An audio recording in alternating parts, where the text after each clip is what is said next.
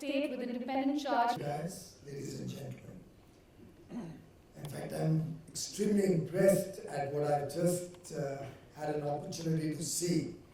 The exhibition showcases some really outstanding innovations, technologies, and interventions that can transform our own energy sector. And I'm extremely grateful to the organizers for putting together companies from around the world. I'm particularly grateful to Sweden for its partnership, for engaging with India, knowing full well that this is an area which, as I see in the days to come, is going to be the single most critical piece if we have to transform India's energy sector. I have no doubt in my mind that Mr. Sinha can make all amounts of electricity, can try and get the last mile connectivity through to all the people of India, but unless we do it smart, we're not going to be able to do it right. And I'm sure in the days to come, particularly considering the focus the government of India has put to the subject of smart metering, creating smart grids as an integral part of our smart cities program. This particular smart grid initiative is only going to be a first step towards India's future in the creation of technology-enabled and really efficient networks across the country. Today we are probably the fourth largest electricity consuming country in the world. Of course, given our size, it's extremely inadequate. I think we have to move quickly towards being at least the second largest power consumer given our size and scale.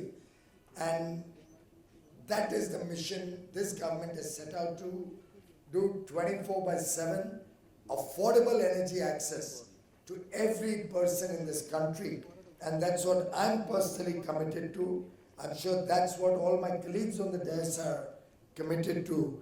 And that's the partnership that I would like to invite all of you to participate in.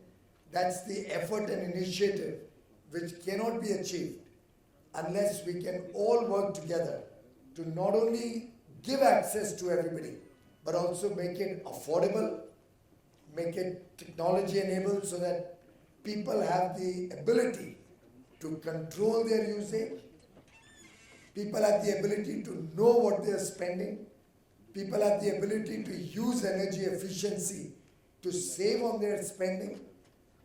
And people have the ability to hold me accountable, along with all my other colleagues, if we are not able to give them 24/7 power. And that's the advantage of communication, data, seamless flow of data without human intervention, that I believe smart grids can help us to reach the benefits of the energy revolution to the last man at the bottom of the pyramid. And to my mind, this initiative of bringing together all the stakeholders on one platform and helping us also, educating us also in crafting the program right, will be a very, very great contribution to our own efforts. I must thank you once again. All our efforts to get energy security into India and support the targets that we have set for ourselves would not be complete if we could not get consumer satisfaction. And I think the best gauge of consumer satisfaction and the way we can take that benefit of this transformation, this revolution we want to do in the energy sector to every individual in the country is truly humanly impossible without the interface of great deal of technology. And I do hope that in the days to come, all of you can sit down as a team, smaller roundtables, interaction amongst yourselves, help me to achieve my objective. And my objective is very simple, very transparent, extremely doable. I want to see that by 2019, the original target we had set was 2022. We've just advanced it by 3 years. Because of all that we've seen all of you achieve. Because of all that I saw in the exhibition today. I'm more and more convinced that this revised 3-year advanced target to reach our goal of power for all, affordable power for all, quality power for all, is achievable by 2019. I urge you, sir, to lead the technology initiative and help us through all your partners, through all the stakeholders, to come up. For example, I was most impressed with the Village Smart Grid that one of the innovation companies just showed me. We need to look at innovative solutions which are cost effective, which can be immediately scaled up, get the benefits of economies of scale, see how we can do the work transparently, honestly, and give equal opportunity to all, see what technology can bring to the table to drive down costs, use some innovative financing models which can be a win-win for all stakeholders. We had an interaction with the mobile companies to see if we could integrate mobile's penetration into people's homes. And I saw a little bit of that in one of the stalls here today too. How telephony, smart meters, and then both of them integrating into smart grids can be achieved. And to my mind, that could be achieved with a zero investment, either by the consumer or by the power companies. But mobile companies could be encouraged to invest, because that kind of last mile connectivity for them is humanly impossible in India or in a country of the scale and size and dimension of India, unless they use the available resource, which is electricity and the wire that goes into everybody's home giving power. So I believe if we all work together, all stakeholders take this up as a mission. My own personal desire, commitment, and those of you who have worked with me a little bit know that sometimes I shoot off the top of my head, but then we all work together to make it happen. If you recall, I had said LEDs should be at 99 rupees when they were at 500-600 rupees in the market. We are at well below 99 now. In fact, the government is procuring LED bulbs of 9 watts at only 64 or 65 rupees against the 310 rupees barely 18 months ago. And these are really high quality bulbs.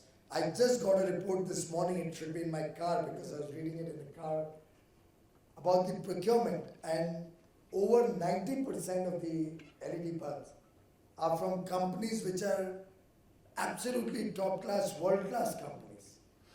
I want to keep monitoring to see that quality does not suffer as the prices come down. And technology and quality are two things which are non-negotiable. I would not like any price to fall at the cost of the best of class modern technology and the best state-of-the-art quality. So I'm quite sure that my target that I'm going to set today before all of you in this distinguished gathering, that we would like to see smart meters in every establishment and home in this country, which means you have a business opportunity of 250 million smart meters in India in the next 3.5 years. And we want to make that happen. We want to achieve this at a price point which should be in 3 digits, 999. And believe me, we have no fascination or particular interest for 9, though my car number is 999 in Mumbai. And yesterday, an illustrious colleague in the upper house alluded to finance minister's 9 principles, 9 objectives, maybe tried to make fun of it. But for us, the figure 9 is extremely important. Only because we wanted LEDs to be 99, we've achieved much below 99. We want smart meters to be 999, and I'm confident that with your blessings, your innovation, your technological prowess, your support and with the partnership that we can all work in, we can have a completely two-way communication, wireless or with wires. All of that is not my job. I'm a simple chartered accountant. I don't understand technology as well as all of you do, or rather, not even 1% as much as all of you do. But I only know numbers. I can only deal with numbers. I know that that's what I can afford, what the people of India can afford. So 999, and it's Bata which is to be blamed, not me for these figures.